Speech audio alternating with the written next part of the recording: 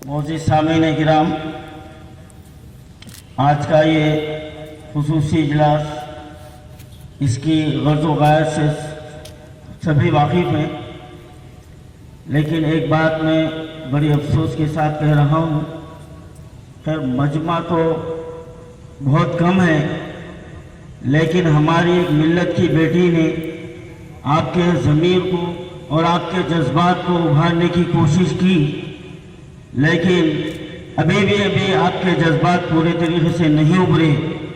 अब इस वक्त हमको बर्फ़ की तरह सिल बनना नहीं है, बल्कि पानी की लहरों की तरह समंदर में हमको उछल कूद मनाना है। क्या हमको मनाना चाहिए या नहीं?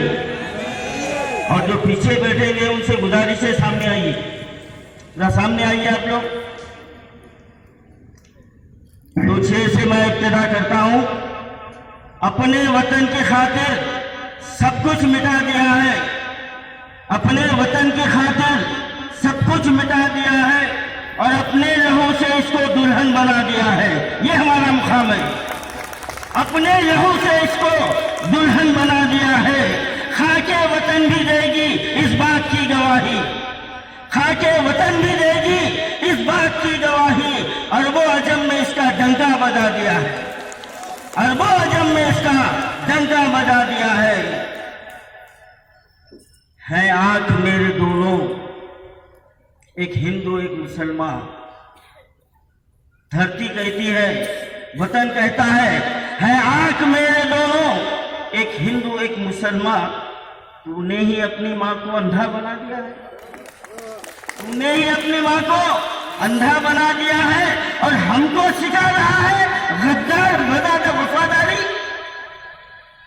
हमको सिखा रहा है जिसने 6 मरतबा वो सावरकर अंग्रेज हुकूमत के तलवे चाटने के लिए अर्जियां भेजा था, माफी मांगा था और उनकी वफादारी की कसमें खाया था।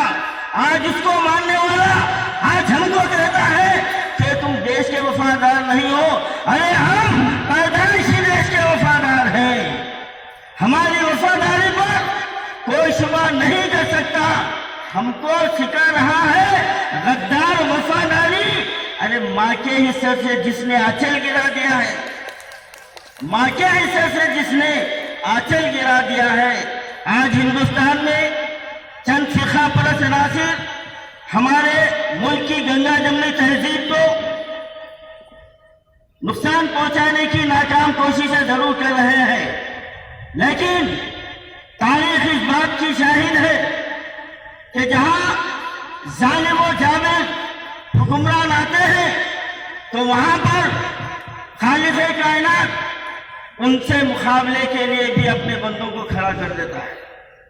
और जब भी फिरौन आया है वहां कहीं ना कहीं वहां पर मूसा भी पैदा हुए हैं।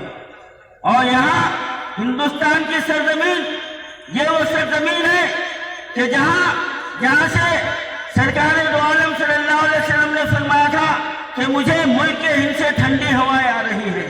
और हमारा मजहब हमको ये सिखाता है, हमारे नबी ने हमको ये तालीम दिया है कि तुम जिस मुल्क में रहते हो वहां उस मुल्क के और वहां के दस्तूर के वफादार रहो।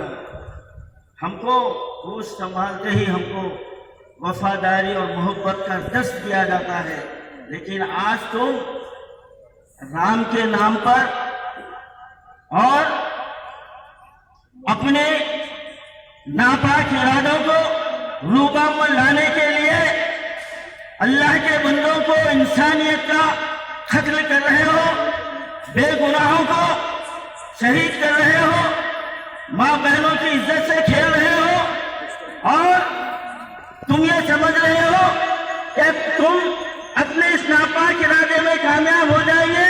हरगिज नहीं हो सकते। लेकिन जरूरत इस बात की भी है कि आज हिंदुस्तान का हर शहरी, हर नौजवान हो, औरत हो या बूढ़ा हो, हर एक का ये फरीजा है कि वो इन नापाक अज़ाइम के खिलाफ हमको सीना सिपर हो जाना चाहिए। हमको ये नहीं सोचना चाहिए कि हमको क्या होने वाला है।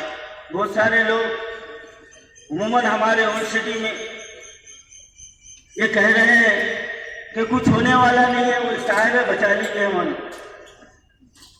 یہ خیال خام ہے۔ اللہ تعالیٰ بھی غافلوں کی جو نا مدد نہیں کرتا۔ اللہ جو نا اسباب کو جو نا پیدا کیا ہے، اسباب کو روح عمل لانا ہے۔ آپ گھر میں بیٹھ کے آپ بولیں گے میرا کچھ ہونے والا نہیں ہے، اور اس وقت یاد رکھو خدا نہ کرے، اگر خدا نہ کرے وہ وقت آ جائے تو یہ کوئی آپ کو بچانے کے لیے آنے والے نہیں ہیں، یہ کوئی بچانے کے لیے آنے والے نہیں ہیں۔ تو ہم کو اپنی لڑائی خود لڑنا ہے۔ یہ 2 کوڑی کا چوکیدار اور یہ 2 کوڑی کا تڑی پار ہندوستان کے 35 کروڑ مسلمانوں سے کھیلنا چاہتا ہے، تو ہم 35 کروڑ مسلمان یہ مٹھی بھر شیخا پرست عناصر کا مقابلہ کیوں نہیں کر سکتے؟ ہم ضرور کر سکتے ہیں، بشرطے کہ ہم میں اتحاد پیدا ہو، ہم میں ایک یکجہتی پیدا ہو۔